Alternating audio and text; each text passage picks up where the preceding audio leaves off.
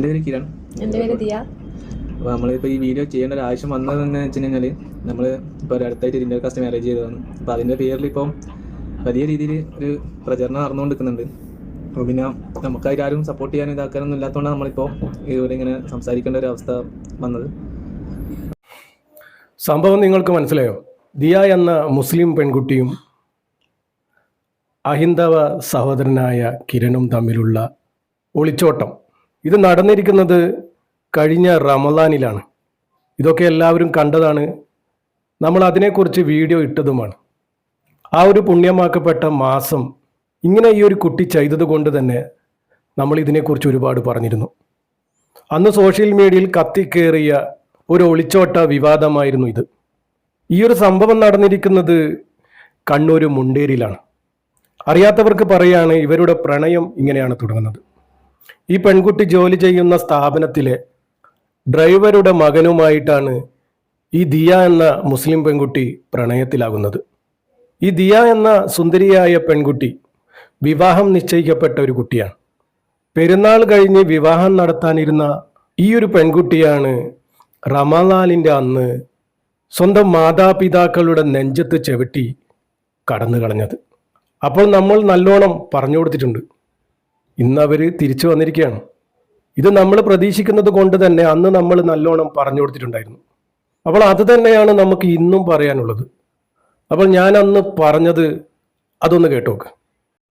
പെണ്ണെ, നിന്നെ കൊണ്ടുള്ള എല്ലാ ഉപയോഗങ്ങളും കഴിഞ്ഞ് ചവറ്റുകൊട്ടയിലിട്ടാലും നാടും നാട്ടുകാരും സമൂഹവും നിന്നെ തള്ളിക്കളഞ്ഞാലും നിന്നെ രണ്ട് കൈയും നീട്ടി സ്വീകരിക്കാൻ അവിടെ ഒരാളുണ്ടാകും. ആരാണ്? അതാണ് നിന്റെ പെറ്റുമ്മ, നിന്നെ നൊന്ത് പ്രസവിച്ച നിന്റെ ഉമ്മ. സമൂഹത്തിൽ ആര് തള്ളിപ്പറഞ്ഞാലും ആ ഉമ്മ നിന്നെ തള്ളിക്കളിയില്ല. ഏത് ചവറ്റുകൊട്ടയിലിട്ടാലും ആ ഉമ്മ നിന്നെ തേടിയെത്തും. അതാണ് പൊന്നുമോളെ നിന്റെ ഉമ്മ. അപ്പോൾ നമ്മൾ അന്ന് പറഞ്ഞത് തന്നെയാണ് ഇന്ന് സംഭവിച്ചിട്ടുള്ളത്. അപ്പോൾ ഇതിനു വേണ്ടി കൂടുതലായിട്ടൊന്നും ഇനി പറയാനില്ല. ഇതുപോലത്തെ ഒരുപാട് സംഭവങ്ങൾ നമ്മൾ കണ്ടതാണ്, ഇതുപോലെ സോഷ്യൽ മീഡിയയിൽ കേട്ടതാണ്. അത് തന്നെയാണ് ഈ ദിയ എന്ന മുസ്ലിം പെൺകുട്ടിക്കും സംഭവിച്ചത്. നമ്മളന്ന് പറയുന്നുണ്ടായിരുന്നു, പ്രണയമാണത്രേ. സ്വന്തം മാതാപിതാക്കളോടും സഹപാഠികളോടും തോന്നാത്ത എന്ത് പ്രണയമാണോ ഇന്നലെ കണ്ട അവനോട്. ആ ഒരു ഡയലോഗ് നിങ്ങളൊന്ന് കേട്ടോക്ക്. സ്വന്തം ഉമ്മയോടും ഉപ്പയോടും ഇല്ലാത്ത എന്ത് പ്രണയമാണോ ഇന്നലെ കണ്ടവനോട്. സ്വന്തം ഉപ്പയോടും ഉമ്മയോടും ഇല്ലാത്തത്ര എന്ത് പ്രണയമാണ്, എന്ത് ഇഷ്ടമാണ്, എന്ത് സ്നേഹമാണ് നിനക്ക് അവനോടുള്ളത്.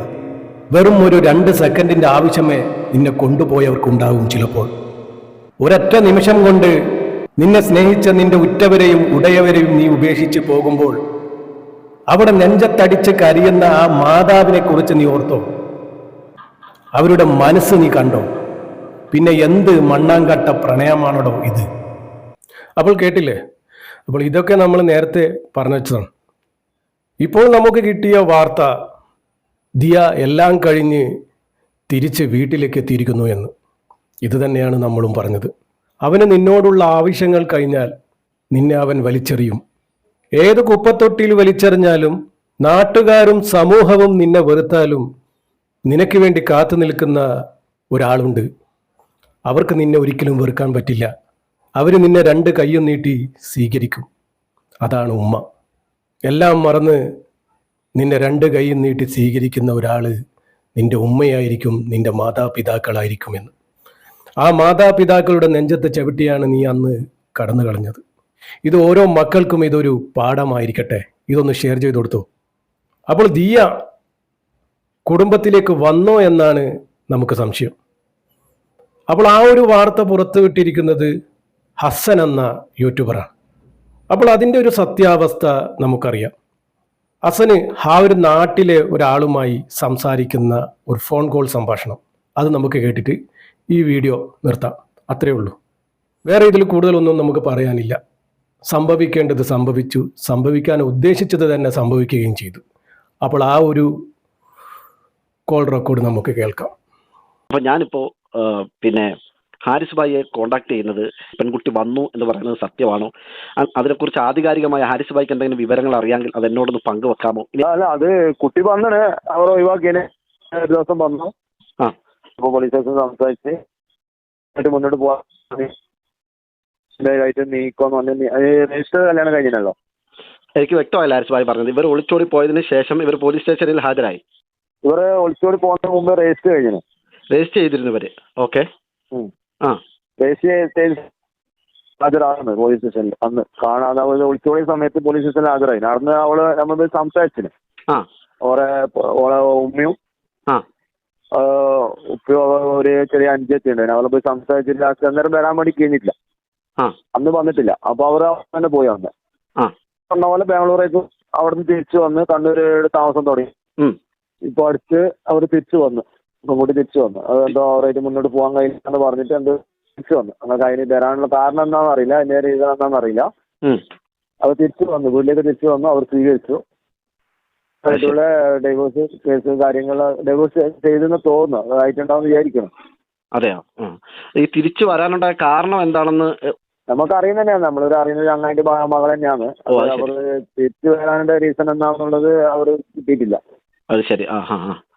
അപ്പൊ ഇത് ഇവര് തിരിച്ചു വരാനുണ്ടായ കാരണങ്ങൾ എന്നോട് എനിക്ക് കിട്ടിയ ചില വിവരങ്ങൾ, ഈ പെൺകുട്ടിയെ മദ്യപിക്കാൻ പിന്നെ ഈ കിരൺ നിർബന്ധിച്ചുവെന്നും ബിയർ കഴിപ്പിച്ചുവെന്നും അതൊക്കെ ഉൾക്കൊള്ളാൻ പറ്റാത്തത് കൊണ്ടും മാനസികമായി വലിയ പ്രയാസത്തിലായതുകൊണ്ടും താൻ വലിയ ചതിയിൽ അകപ്പെട്ടു എന്നൊക്കെ മനസ്സിലാക്കി ഒരു പുനർവിചിന്തനത്തിന് വിധേയമായി തിരിച്ചു വന്നു എന്നാണ് എന്നെ കോണ്ടാക്ട് ചെയ്ത ആൾ പറഞ്ഞത്.